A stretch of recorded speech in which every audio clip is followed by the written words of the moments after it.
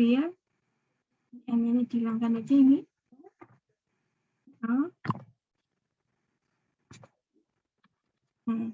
Adalah barisan bilangan real P1, P2 sampai P.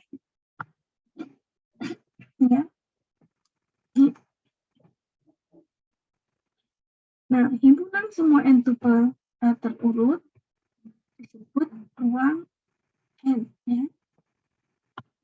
Atau dalam bahasa Inggrisnya real n space, yang dinotasikan dengan ini, ya.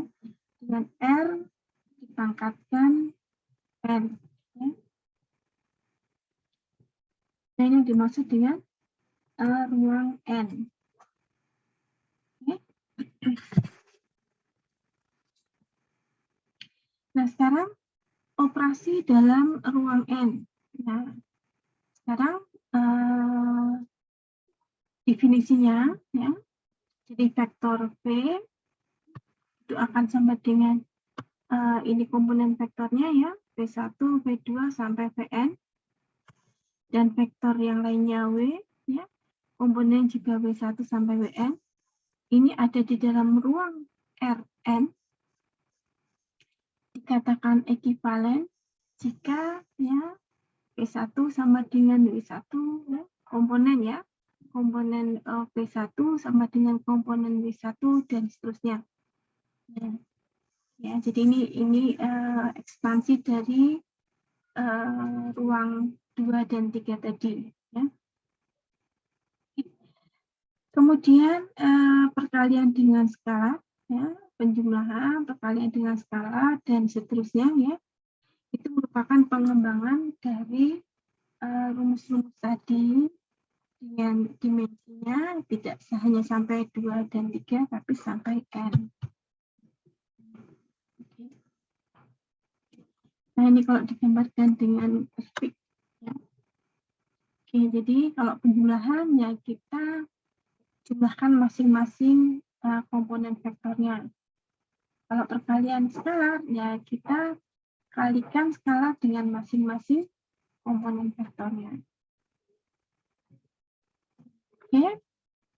Kemudian ini ada beberapa teorema. Yang pertama adalah sifat komutatif, ya. Kemudian yang B, sifat asosiatif, dan seterusnya. Ya.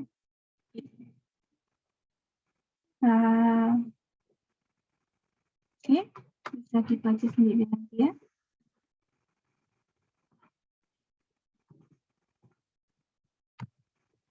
Nah, teorema kedua, ya. Jika P adalah sebarang vektor dalam ruang N dan K adalah sebarang skalar, maka, ya, O dikalikan vektor sebarang tadi akan sama dengan 0, ya, 0 dikalikan vektor sebarang akan sama dengan 0, kemudian skalar dikalikan dengan vektor 0 sama dengan 0. Jadi vektor 0 itu vektor yang besarnya 0. Arahnya bagaimana? Nah, arahnya tidak ditentukan, ya, boleh kemana saja, ya. Kan besarnya 0. Ya. Kemudian ini adalah negatif vektor, ya. Sama juga dengan kita mengalihkan vektor tadi dengan skalar -1. Nah, untuk notasi tanpa komponen, ya, kita bisa tuliskan dalam bentuk seperti ini, ya. Vektor X ditambah vektor A sama dengan B. Misalkan demikian, ya. Oke. Jadi kita lihat dalam mendeskripsikan atau menyebutkan vektor, kita gunakan simbol huruf kecil dan tidak tebal, ya, tegak, ya, tidak miring. Nah, sekarang jika vektor W adalah vektor dalam ruang Rn, maka W adalah kombinasi linear dari vektor-vektor lain V1, V2 sampai Vn dalam ruang Rn, ya, yang jika diekspresikan akan membentuk seperti ini. Nah, ini yang disebut dengan kombinasi linear ya. Vektor W kombinasi linear dari vektor P ya, P1 sampai Pn. Jadi kita jumlahkan saja P1 sampai Pr ya, misalkan sampai R. Kemudian sebelum kita jumlahkan masing-masing vektor tadi P1, P2, dan PR itu kita kalikan dengan skalar. Nah, skalar tadi disebut sebagai koefisien dari kombinasi linear tersebut. Ya. Oke, kemudian representasi vektor itu bisa dalam vektor baris, bisa dalam vektor kolom. Nah, sekarang yang perlu diketahui lagi adalah norma. Bukan normal ya ini, norma. Bahasa Inggrisnya norm. Ya. Norma, kemudian perkalian titik, dan jarak dalam Rn. Ya. Oke, definisi yang pertama. Definisi tentang norma. Ya. Jika P adalah vektor dalam ruang Rn, di sini V-nya dituliskan dalam komponen vektornya, maka norma dari P, nah norma ini sering disebut juga sebagai panjang dari vektor V atau magnitud dari vektor V, itu akan sama dengan, ya, jadi kita gunakan seperti magnitud, tetapi kita beri garis dua ya, masing-masing kiri maupun kanannya. Oke. Norma adalah akar kuadrat dari masing-masing komponen vektornya kita jumlahkan. Ya. Oke. Oke. Kemudian teorema yang kedua, jika P adalah vektor dalam ruang Rn dan K adalah sembarang skalar, maka norma dari P itu lebih besar atau sama dengan 0. Ya. Jadi pasti positif, gitu ya, 0 atau positif. Ya.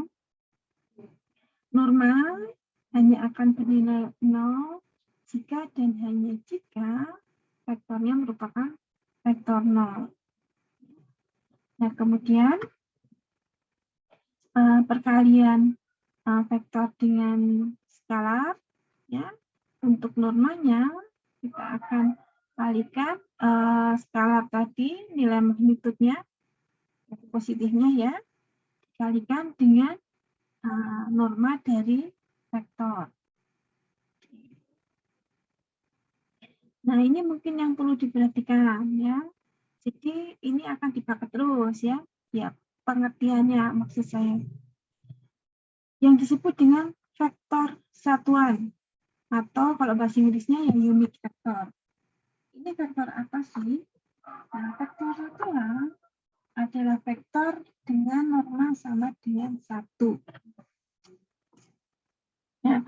Kemudian kita akan mengenal apa yang disebut dengan normalisasi vektor. Ya. Jadi kita membuat norma suatu vektor bernilai 1 dengan mengalihkan vektor, tentunya bukan 0, dengan kebalikan panjangnya untuk mendapatkan vektor satuan. Oke. Nah, misalkan normalisasi vektor vektor V ya, untuk mendapatkan vektor satuan ya, atau vektor yang mempunyai norma sama dengan 1 ya. Kita mengalihkan dengan kebalikan panjangnya ya, jadi norma V dibagi dengan norma P gitu ya, atau sering dituliskan seperti ini, 1 per norma V dikalikan norma P. Nah, ini contohnya ya, untuk lebih mempermudah. Jadi misalkan diminta untuk menentukan vektor satuan yang searah dengan vektor P. Ya. Nah, solusinya adalah kita cari dulu panjang vektor P. Ini vektornya ini. Lalu vektor satuannya yang searah dengan V tadi, ya, kita kalikan, ya, 1/norma V tadi dengan V. Maaf. Ini tadi ya.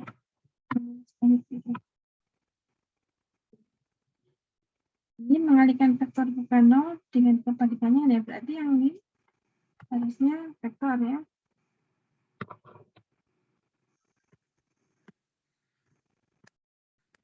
Ini adalah vektor.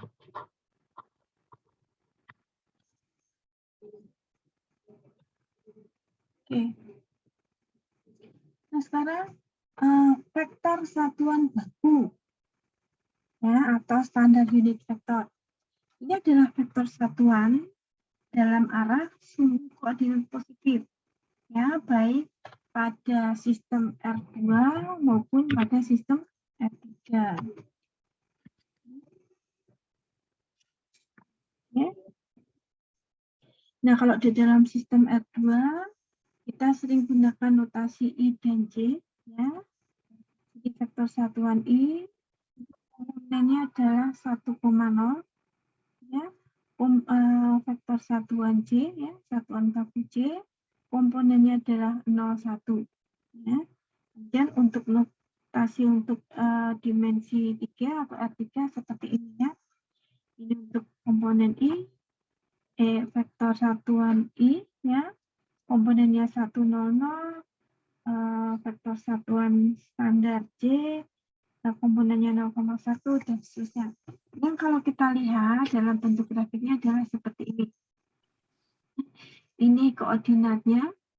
Nah, maka yang disebut dengan I itu adalah, ya, komponen yang searah dengan X, ya, searah dengan X, dan normanya atau panjangnya itu 1.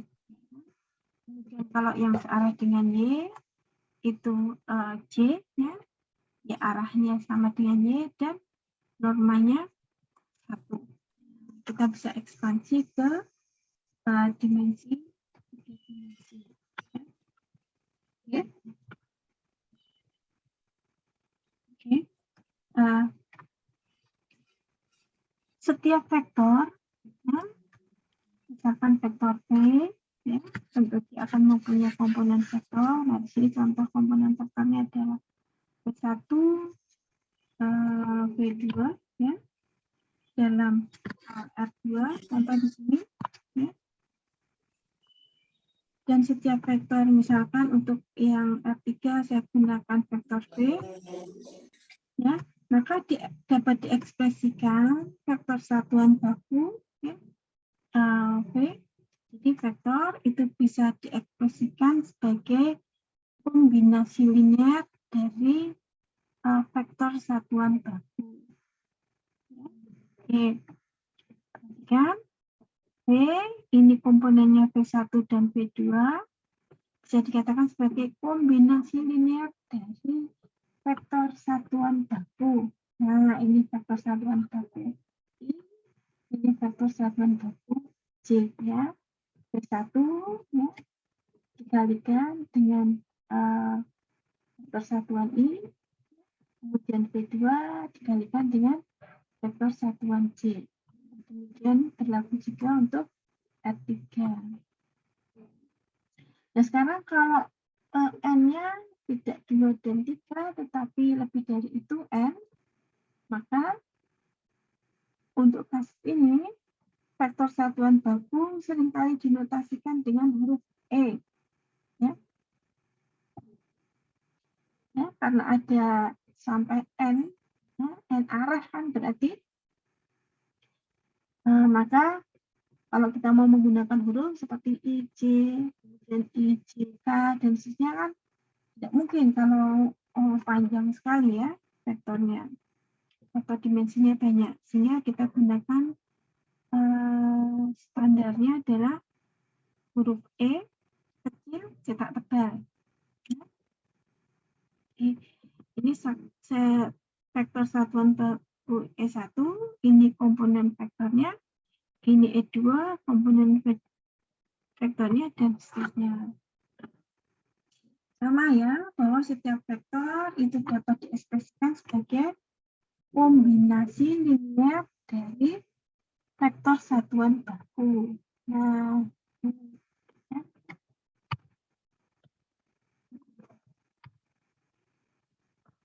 Nah, kemudian jarak, ya, jarak Euclidean ya, sering dikatakan seperti itu. Oke, jarak dalam ruang N. Misalkan ada dua vektor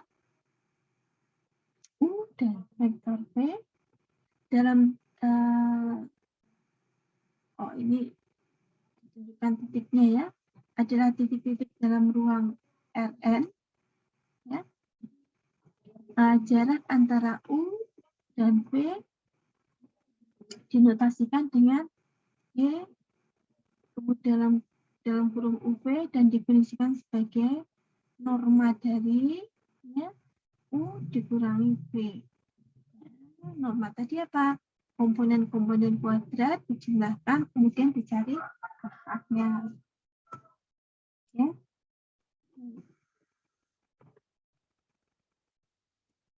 Oke. Kemudian perkalian titik ya, ini perlu juga diingat ya, perkalian titik antara dua vektor tak nol dalam titik ruang R2 dan R3 ya, dengan theta adalah sudut antara dua vektor tadi, maka perkalian titik atau disebut juga Euclidean inner product ya, dinotasikan sebagai U dot V ya. Maka U dot V itu didefinisikan sebagai U dot V sama dengan ketika norma U dikali norma V dikali kosinus sudut yang mengapit atau sudut antara U dan V. Oke. Nah, ini contohnya ya. Contohnya U, nah ini ternyata U sama dengan vektor satuan baku ya. Kemudian V itu adalah vektor ya tertentu ya, tidak searah dengan komponen vektor standar, vektor satuan standar ya, vektor satuan baku ya, maka kita bisa hitung dengan menggunakan ini ya. U norma U dikalikan norma V dikalikan kosinus sudut antara dua vektor tadi. Nah, kalau dalam bentuk komponen, maka yang disebut dengan perkalian titik adalah kita jumlahkan masing-masing komponen yang bersesuaian, ya, kita kalikan ya komponen-komponen yang bersesuaian antara dua vektor tadi, kemudian kita jumlahkan.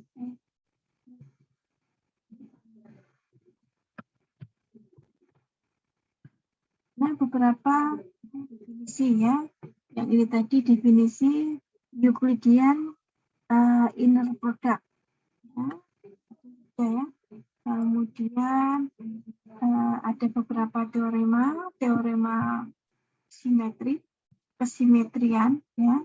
Jadi kalau saya mengalihkan U dengan V, vektor U dengan V, itu akan sama hasilnya jika saya mengalihkan V dengan U ya. Jadi komutatif terhadap perkalian. Ya. Oke. Kemudian distributif juga berlaku, homogeneity juga berlaku. Ya. Homogeneity itu kalau saya mengalihkan satu vektor hasil kali dengan satu skalar, maka hasilnya bisa saya dapatkan dengan saya kalikan terlebih dahulu satu vektor dengan skalar, baru dikalikan vektor yang lain. Oke. Nah, ini contoh perkalian, ada perkalian, ada pengurangan ya. Ada perkalian, ada pengurangan. Karena ini tidak ditunjukkan komponen vektornya apa, maka bagaimana ya, sudah kita operasikan ya. Jadi yang ini adalah hasil kali vektor U yang dikurangi 2 kali vektor V ya, ini tekanan sekarang. Kemudian yang ini 3 kali vektor O ditambah 4 kali vektor V ya. Cara mengalikannya, jadi ini vektor U dikalikan ini ya, keseluruhan 3V ditambah 4V, kemudian minus 2 dikalikan 3U ditambah 4V ya. Sehingga didapatkan hasil seperti ini. Nah, nanti bisa dicoba sendiri ya. Perhatikan bahwa U dikalikan U, dikalikannya adalah dot matriks sama dengan norma U kuadrat. Ya, oke, nanti dicek ya. Oke.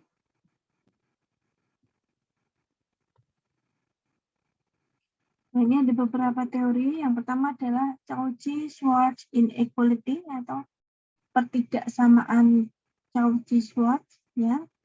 Jadi jika vektor U itu mempunyai komponen vektor seperti ini, kemudian vektor V dengan komponen vektor seperti ini, dan berada di dalam ruang N, maka akan berlaku hal seperti ini. Ya. Jadi norma atau magnitud dari hasil perkalian vektor itu pasti lebih kecil daripada perkalian norma masing-masing vektornya. Ya. Oke. Oke. Kemudian ada juga teorema, tapi untuk vektor dalam ruang N. Oke. Akan berlaku juga hal yang sama ya. Oke. Nah, parallelogram equation for vector ya. Jadi kalau kita mempunyai bentuk sangka, bukan sangka ya, jajaran ginjang gitu ya. Jadi satu bentuk di mana dua sisi berhadapan itu sama panjang dengan arah yang sama, itu adalah yang disebut dengan paralelogram ya. Oke. Berlaku hukum ini ya, atau teorema ini ya. Jadi jika U dan V adalah vektor-vektor dalam Rn, maka berlaku ini. Jadi vektor U ditambah vektor V, cari normanya, dikuadratkan, ditambah vektor U dikurangi vektor V, dicari normanya ya. Nah, ini akan sama dengan nilai ini ya.